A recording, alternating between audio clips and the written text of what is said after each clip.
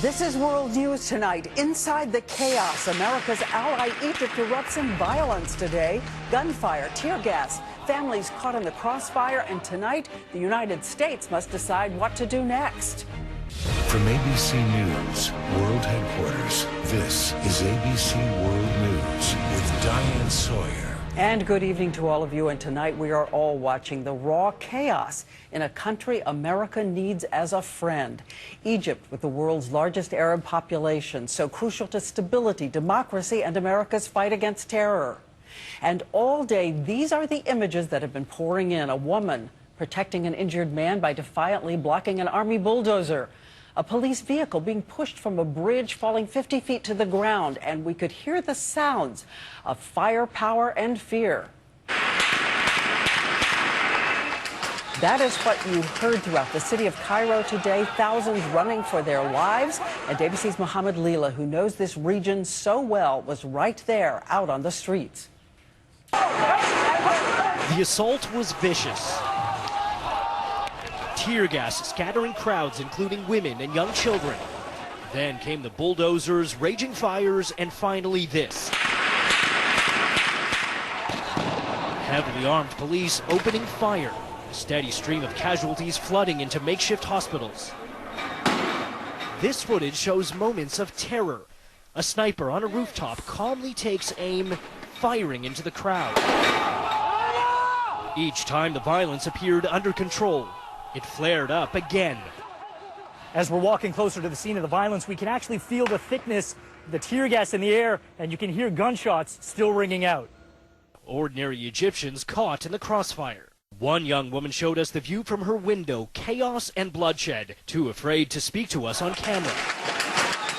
We also spoke with a father and daughter who raced home from work early. Their smoky streets now a ghost town. It's possible to attack anyone because the streets are empty. So it's still not safe, but it's safe inside the house. For U.S. officials, it's a nightmare scenario. The key U.S. ally overthrowing its elected leader, a hardline member of the Muslim Brotherhood, its supporters now facing off against the hardline military. Pushed out of their camps, protesters fought back with rocks, even pushing this armored vehicle off a bridge, crashing down, a symbol of the country's descent into violence. Violence that's now spreading, angry mobs torching at least 18 churches in retaliation. And as night falls, an eerie silence on the street with a curfew in effect, no one knowing what horrors tomorrow will bring. Mohammed Lila, ABC News in Cairo. And so now let's go to ABC's chief White House correspondent, Jonathan Karl, because, John, $1 billion in military aid to Egypt. This is a key nation for America, for decision-making. What does the U.S. do now? Well, we've heard some harsh words from the top of the Obama administration today. John Kerry called this deplorable, what's happened. They repeatedly warned the Egyptians not to crack down on this, and they ignored this. But the bottom line is that we've just heard words, Diane. There is no suggestion that anything will be done to punish Egypt for this. The flow of $1 billion in aid will continue to flow, and I've heard no suggestion, serious suggestion here, that it would be cut off. And we keep saying there's so much resting on this, but tell us the first and maybe most important thing, most important reverberation that we'll feel right here in the U.S.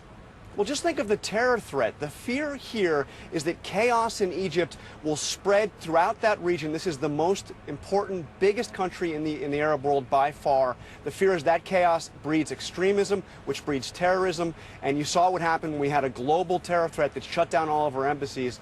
They cannot see something like this spread further from Egypt. Crucial days ahead. Thank you, Jonathan Karl.